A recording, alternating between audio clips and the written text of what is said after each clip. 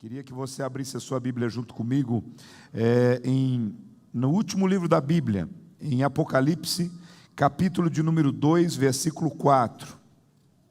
Apocalipse, capítulo de número 2, versículo de número 4. Queria que você pudesse refletir comigo nessa palavra que Deus tem para a nossa vida hoje.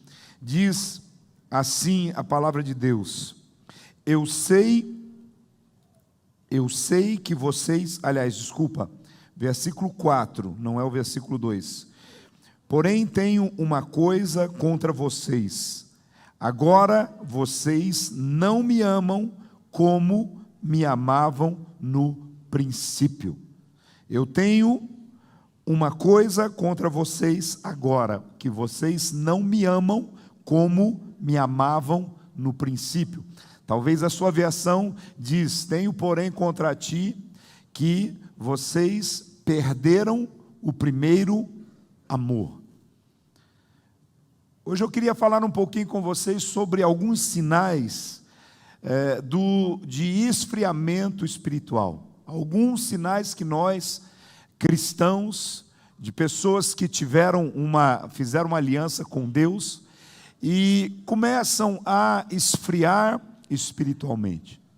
Mas primeiro eu queria que você pensasse a respeito de algumas coisas que às vezes acontecem na vida das pessoas. Uma das enfermidades que tem sido, infelizmente, muito comum nas pessoas dessa geração se chama diabetes. Todo mundo aqui conhece alguém, ou eventualmente tem alguém na família, ou temos pessoas aqui que passam por esse processo. Nós sabemos que o diabetes é uma enfermidade silenciosa, que aparentemente, assim, você olhando, você não olha para a pessoa e diz: essa pessoa tem diabetes.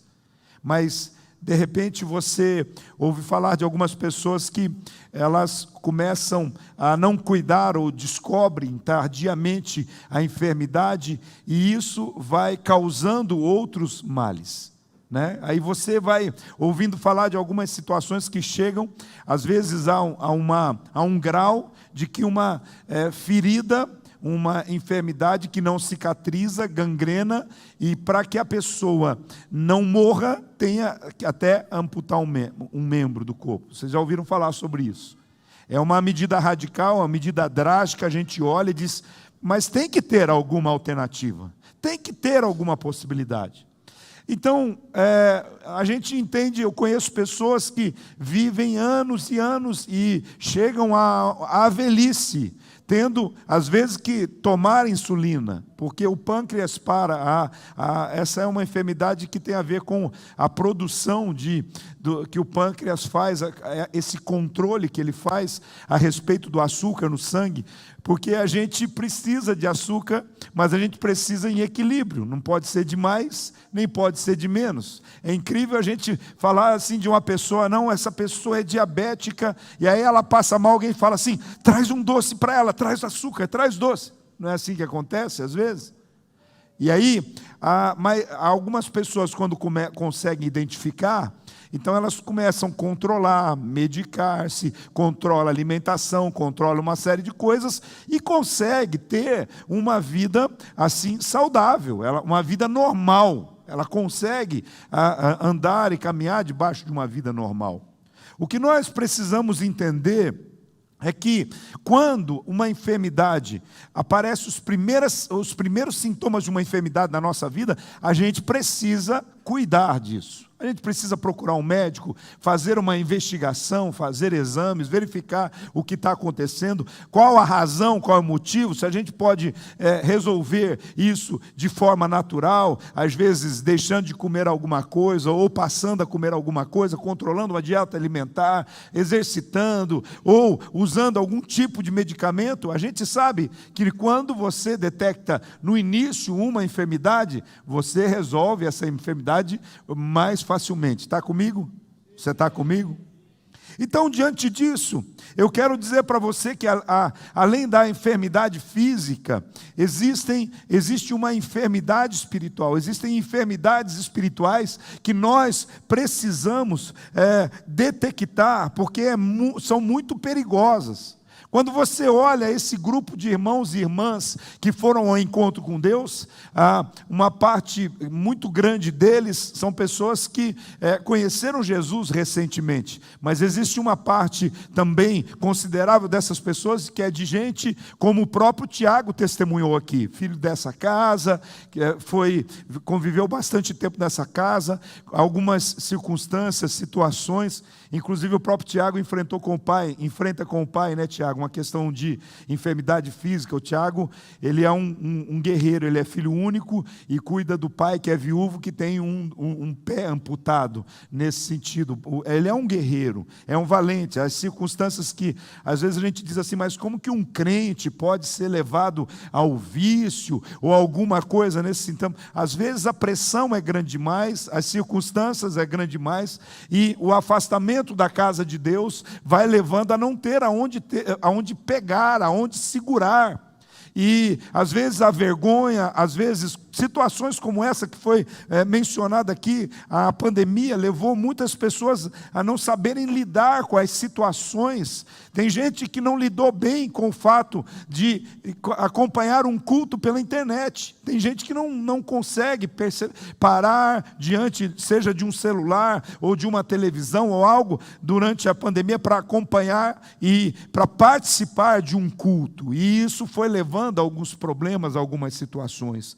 Mas o que eu quero hoje falar com vocês é exatamente sobre essa enfermidade que a palavra do Senhor diz aqui em Apocalipse, é exatamente uma exortação ao líder espiritual e ao povo da igreja de Éfeso, dizendo assim: olha, vocês são alguém que tem tido experiências, vocês têm coisas positivas que eu posso dizer a respeito de vocês. Vocês confrontam as falsas doutrinas, os falsos apóstolos, vocês são alguém que tem tentado conservar a verdadeira doutrina, mas eu tenho uma coisa contra vocês.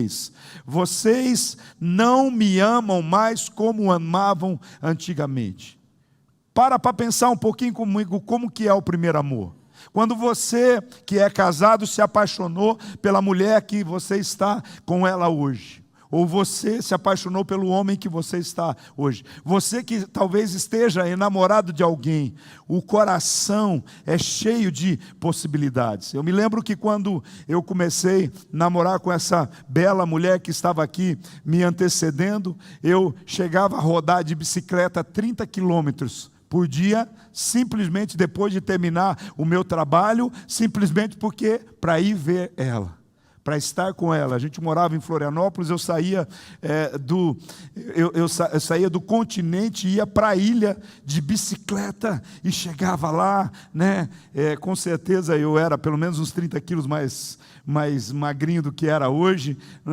Diz ela que hoje eu estou mais bonito, mas eu quero dizer para você assim, agora, eu não sei se hoje eu tivesse que pedalar 30 quilômetros, né? Eu ia falar, vamos esperar, amor, no final de semana, a hora que der, a hora que aparecer uma carona, eu vou aí te ver e tudo mais. Sabe, o primeiro amor é algo tão fantástico, tão interessante, faz a gente fazer loucuras, faz a gente fazer coisas. E eu quero dizer para você, o que Deus tem falado conosco é que nós não podemos perder o amor. Nós não podemos perder o primeiro amor, nós não podemos esfriar no amor.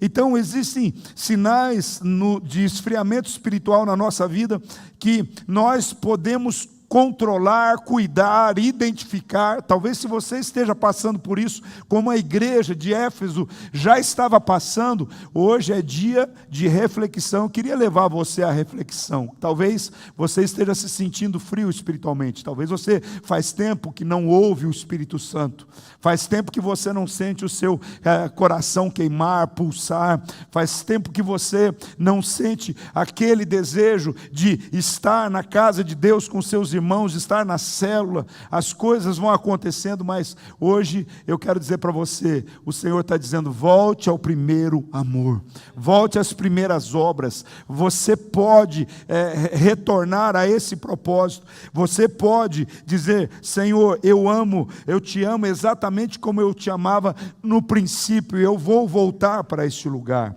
Então, a Bíblia nos dá algumas dicas de quais seriam esses sintomas e essa ameaça espiritual, quais são os sintomas dessa ameaçadora doença espiritual para a nossa vida. O primeiro sintoma é o relaxamento com as práticas devocionais. Uma das palestras hoje no Encontro com Deus foi sobre intimidade e vida emocional. A Tati, que veio testemunhar aqui, ela estava falando sobre isso, sobre ser ensinada como manter aceso o fogo, como manter aceso o fogo da paixão. Nós somos uma geração que nós temos sempre muito fácil à mão, dispositivos eletrônicos, celular, nós temos WhatsApp, Facebook, Instagram, nós temos as notícias esportivas do dia, as fofocas do dia, a gente tem as notícias da guerra da Ucrânia em tempo real na mão, e muitas vezes isso tudo toma muito tempo, e isso rouba um lugar muito especial na nossa vida, que é o das práticas devocionais. O que vem a ser as práticas devocionais? Quando nós relaxamos com a nossa vida diária de oração, com a nossa vida diária de reflexão, nós às vezes estamos numa vida tão acelerada que somos incapazes de parar para refletir um pouquinho sobre as nossas ações, para pensar um pouquinho na bondade de Deus, para pensar um pouquinho de como Deus tem sido bom nos dando uma família, de pensar o quanto a minha esposa é importante na minha vida, o quanto os meus filhos, os meus amigos, os meus discípulos são importantes. Às vezes nós temos mais uma demanda, outra demanda, e nós de repente removemos Deus, o relacionamento com Deus. Deixa eu falar com você, quando Deus criou o homem e colocou ele num jardim. É tão importante o relacionamento de Deus, Deus dá tanta importância do relacionamento com o homem, que a Bíblia diz que todos os dias, fala comigo assim, todos os dias, na viração do dia, o Senhor vinha até o jardim para se encontrar e conversar com o homem. Deus não mudou, o homem mudou, Deus não mudou esse propósito. Todos os dias Deus tem uma expectativa de que nós tenhamos um tempo de qualidade com Ele, para expor o nosso coração, para colocar diante dEle as nossas demandas, para colocar diante dEle as nossas decepções, para apresentar a Ele a nossa gratidão pelo cuidado que Ele tem conosco. O período devocional diário que o cristão deve observar de oração, leitura e meditação nas Escrituras. São essas três coisas fundamentais: orar, ler a palavra e meditar na palavra. Talvez você até ore aquela oração: Senhor Deus, obrigado pela noite e abençoe o meu dia. Talvez você até leia a palavra, que você pega e lê a palavra como se ela fosse simplesmente um amuleto. Você lê, coloca e lê um versículo bíblico e fala, isso aqui, que promessa de Deus para a minha vida. Eu quero dizer para você, o chamado de Deus é para que você converse com Ele, que você tanto fale, quanto que você ouça o que Ele tem a dizer, que você leia a palavra e ouça o que Ele tem a dizer a palavra, e você possa meditar no que a palavra de Deus tem para a sua vida. Só orar e só ler a Bíblia religiosamente não vai resolver o seu problema, não resolve o nosso problema. A gente tem que meditar no que Deus está falando conosco. Se você quiser entender melhor o que é meditar, não é a meditação oriental, o que eu quero dizer para você é processamento, é você ler e processar o que você está recebendo, você poder processar aquilo que Deus tem ministrado na sua vida. É importante a gente entender, talvez, por que eu não consigo sentir Deus? Por que eu não consigo ter experiências? Por que parece que Deus não me ouve? É porque muitas vezes nós só queremos falar e não estamos prontos para ouvir o que Deus tem para falar conosco. Então, todo cristão precisa observar a vida de oração, de leitura e de meditação. Se você abrir a sua Bíblia em Daniel capítulo 6, versículo 10, livro de Daniel capítulo 6, versículo 10, pode me ajudar aí, hoje eu não fiz os PowerPoints. A Bíblia diz que Daniel, ele tinha um costume, você vê nesse versículo aqui, 3 vezes por dia, em horários específicos, de manhã, o sistema judaico, o dia começa, quando está terminando o nosso, está começando o deles. Os judeus consideram o dia começando às 5:30 da tarde, mais ou menos. Então a Bíblia diz que de tarde, de manhã e ao meio-dia, ou seja, no início do dia para o judeu, de manhã e ao meio-dia, Daniel abria as janelas voltadas para Jerusalém. Eles tinham esse entendimento porque eles estavam no exílio, então eles olhavam para a terra deles, a terra natal, e abria a janela naquela direção. É como se nós aqui, você está vendo aí o muro das Lamentações em Jerusalém, é como se virasse para lá e orasse por 3 vezes ao dia. Era uma disciplina, era uma rotina. Ele parava o que ele estivesse fazendo naquele momento, porque ele queria falar com Deus. E aí você vai ver que a história de Daniel é uma história de milagres, é uma história de respostas, é uma história de um homem que foi lançado na cova dos leões, e os leões não tiveram poder para destruir a vida de Daniel. É a história de um homem que junto com seus amigos não se prostra diante de uma entidade, diante de uma estátua, e ele consegue, perseverante, viver o sobrenatural de Deus na sua vida. A história de Daniel, a história dos amigos de Daniel, é a história de homens que vão até entram numa fogueira para ser queimados, e eles saem intactos por causa do relacionamento que eles tinham com Deus. Por isso, querido, eu quero dizer para você, quando olhamos para Daniel, nós vemos que ele estava no meio de uma cultura totalmente pagã. Ele estava no meio de uma cultura que não era uma cultura cristã, não era uma cultura que adorava ao Deus que Daniel servia, mas ele continuava firme no seu propósito. Um dos pregadores que mais almas ganhou para Jesus e mais coisas fez para o Evangelho, chamado John Wesley, ele tinha um método, ele é o fundador do metodismo, e ele dizia que ninguém pode passar um dia sem gastar pelo menos 1 hora na presença de Deus. Mas, vamos lá, sinais de esfriamento espiritual, quando negligenciamos a vida devocional, de oração, de leitura da palavra e de meditação. O segundo sinal é quando nós relaxamos, quando há um relaxamento no servir, quando há um relaxamento no serviço da casa de Deus. Todos aqueles que são chamados para viver diante da presença de Deus são chamados também para servir na presença do Senhor. Hoje eu ensinava no final do nosso encontro com Deus sobre discipulado.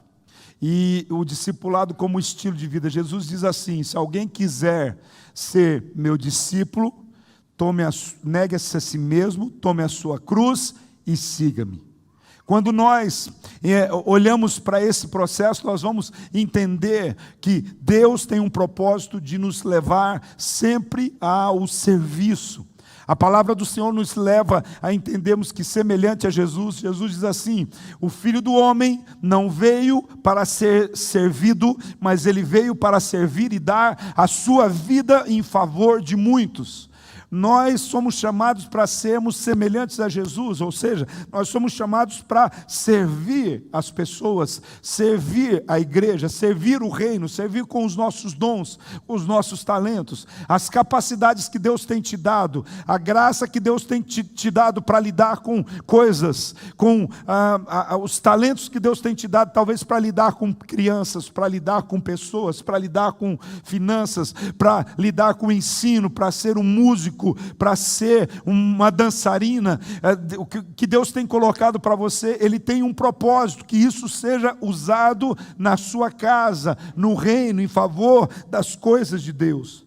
Mas há muitas pessoas que entram num esfriamento espiritual, começa a ausentar-se dos cultos, a vir de forma aleatória nos cultos, não tem um comprometimento, começa a também dizer assim, não, eu não posso assumir um compromisso de trabalhar na igreja, na recepção, para receber as pessoas ali, porque eu não sei se eu tenho condição de cumprir. Você tem condição, Deus te deu dons, talentos, para pensar, para o seu emprego você levanta, faça chuva, faça sol, esteja 0 grau, ou esteja 35 graus, ou esteja chovendo, você levanta e vai para o seu trabalho, com vontade ou sem vontade, você vai para o trabalho. Por quê?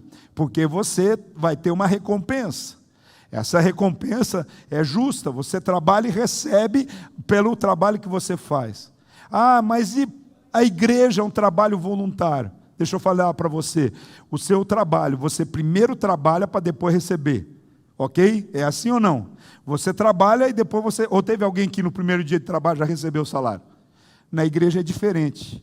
Você já recebeu e você só vem para agradecer a Deus servindo com o talento que você recebeu.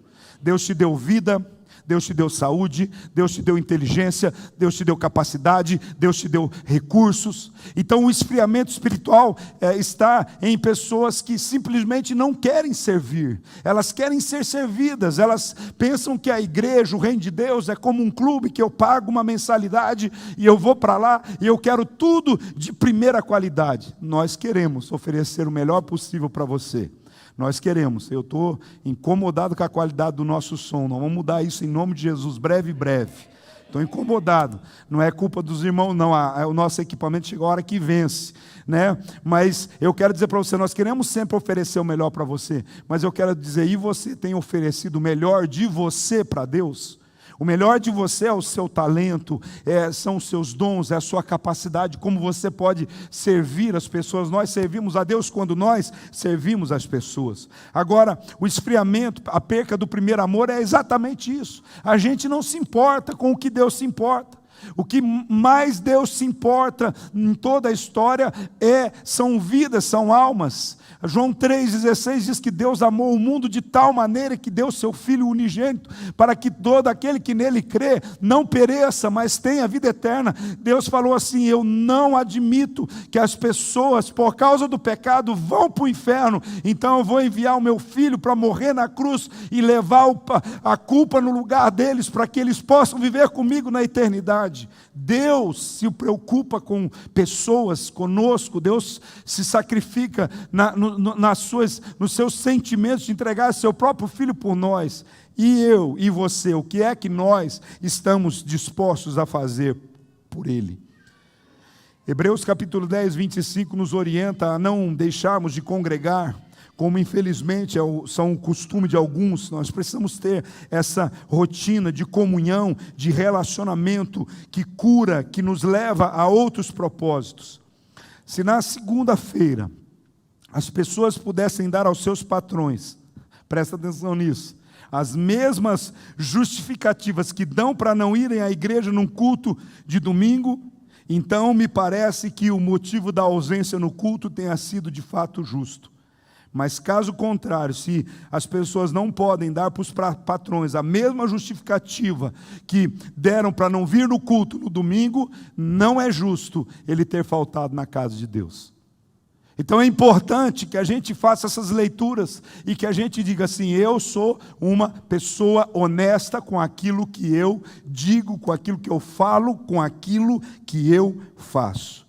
Então, quando aqui em Apocalipse diz, o abandono do primeiro amor é essa falta de desejo de estar na presença de Deus. Romanos capítulo 12, versículo 11 diz assim: quanto ao trabalho da obra do Senhor, no zelo não sejais remissos, sede fervorosos, de espírito, servindo ao Senhor. E como que eu sirvo ao Senhor? Servindo as pessoas. Efésios 6, versículos 6 e 7 diz: não servindo à vista como para agradar a homens, mas como servos de Cristo, fazendo de coração a vontade de Deus, servindo de boa vontade, como ao Senhor e não como aos homens. O nosso padrão de servo deve ser, a nossa referência deve ser Jesus. Em terceiro lugar, o esfriamento espiritual, a doença do esfriamento espiritual se manifesta quando colocamos Deus em segundo plano. Quando colocamos Deus em segundo plano. Era o que estava acontecendo quando você abre a Bíblia lá no livro do profeta Ageu, capítulo 1, versículo 4 a 11. Você vê o profeta trazendo uma reprimenda de Deus ao povo, dizendo assim: vocês estão morando em casas chiques, vocês estão comendo, bebendo, vestindo, estão fazendo um monte de coisa, vocês estão aí vivendo uma vida nababesca, mas a minha casa está jogado, deixada, abandonada, jogado às cobras, deixados por aí. É importante a gente entender que muitas vezes nós não olhamos algo que é importante. Não é a casa de Deus, não é esse ambiente. Esse espaço é onde os servos de Deus adoram a Deus. A casa de Deus sou eu. Às vezes eu me preocupo tanto com coisas externas e não me preocupo com o meu interior, com o meu comportamento, com o meu posicionamento, com os sentimentos do meu coração. Mateus 6, 24, 33 diz: ninguém pode servir a dois senhores, porque ou há de aborrecer-se de uns e amar o outro, ou devotará a um e desprezará o outro. Buscai, pois, em primeiro lugar, o reino de Deus e a sua justiça, e todas as demais coisas vos serão acrescentadas. Então, quando a gente coloca Deus em segundo plano, significa que há uma doença espiritual de esfriamento na nossa vida e a gente precisa remover. E em último lugar, quando falamos sobre sinais de esfriamento espiritual, eu vou só repetir para você. Em primeiro lugar, nós vimos que é o relacionamento das práticas devocionais, da leitura, da oração e da meditação. A segunda coisa é o relaxamento no servir, no serviço a Deus. Em terceiro lugar, é quando colocamos Deus em segundo plano. Mas, em último lugar, esse é uma coisa extremamente complicada, complexa e comprometedora. Nós manifestamos sinais de esfriamento espiritual quando fazemos concessões ao pecado. Quando fazemos concessões, quando nós começamos a deixar que o pecado seja uma rotina na nossa vida. A palavra de Deus diz assim: sede santos como eu sou santo. Sede santos em toda a vossa maneira de viver. Deus falando conosco a respeito disso. Há um livro, é um livrete muito interessante, eu já li algumas vezes, já indiquei e até indico para você ler, que ele é bem prático, bem gostoso de ler, chamado assim, 5 votos para obter poder espiritual. 5 votos para obter poder espiritual, do A.W. Tozer. Mas, resumindo, ele ensina 5 princípios bem interessantes. Sobre os votos, o primeiro voto é: trate seriamente com o pecado. O primeiro voto é: trate seriamente com o pecado. Quando algum nível de pecado acontece na sua vida, seja qual o tipo de pecado, porque a gente tem muito a ideia de que pecado só é ou adulterar ou é matar. Se eu traio a minha esposa, ou se alguém te traiu, ou se alguém roubou ou matou, isso parece que é um grande pecado. Agora, quando alguém mente, quando alguém não cumpre a sua palavra, quando alguém é hipócrita, quando alguém fala mal do outro, quando alguém deixa que o espírito de fofoca invade a sua vida, tem gente que, é assim mesmo, a gente tem que se conformar com essas coisas. Não, você não pode se conformar com isso na sua vida. Você foi chamado para ser santo. Aquilo que você não gosta, que os outros fazem para você, você também não pode permitir que você seja um instrumento para fazer na vida dos outros. Nós precisamos entender que assim, no nível humano pode haver pecadinho e pecadão, né? Pecado grave, pecado menos grave. Existe, diante de Deus não tem diferença, pecado é tudo igual. A palavra pecado é errar o alvo, é quando você não faz o que você foi projetado e planejado para fazer. A diferença que existe pecado, eu sempre repito isso porque é importante, é a gravidade da consequência do pecado. Tem pecado que a gravidade da consequência é maior. Quando uma pessoa, ela mente dizendo que ela esteve num lugar, mas ela não esteve naquele lugar, e depois a pessoa que perguntou, seja pai, mãe, esposa, esposo, descobre, aí pode virar uma treta, uma briga, um barulho e tal, logo resolve.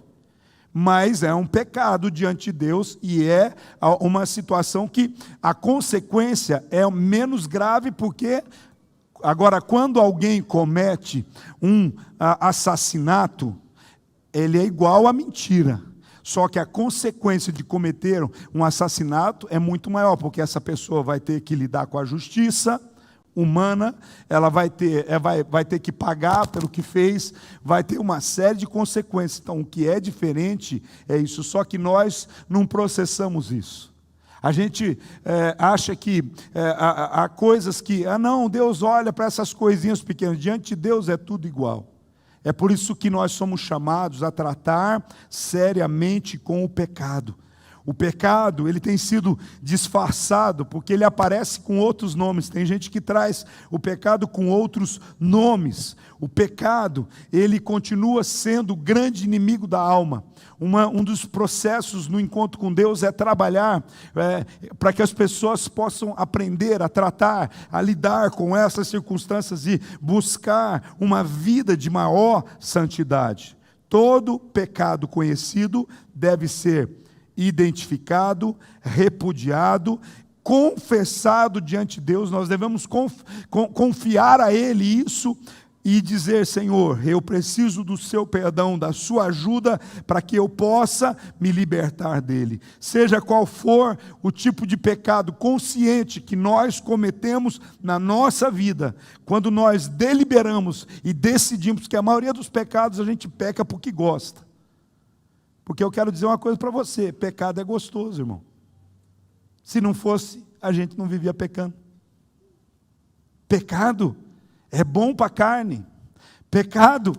O pecado só não é bom para o espírito, só não é bom para o nosso relacionamento com Deus, só não é bom para o nosso futuro, só não é bom para os nossos relacionamentos, porque na hora que você está pecando, o pecado é bom. Agora, as consequências do pecado, a gente sabe. Quando o homem entrou na rota do pecado, ele perdeu o jardim, ele perdeu a comunhão com Deus, ele perdeu a paz familiar, entrou todo tipo de problema na sua vida.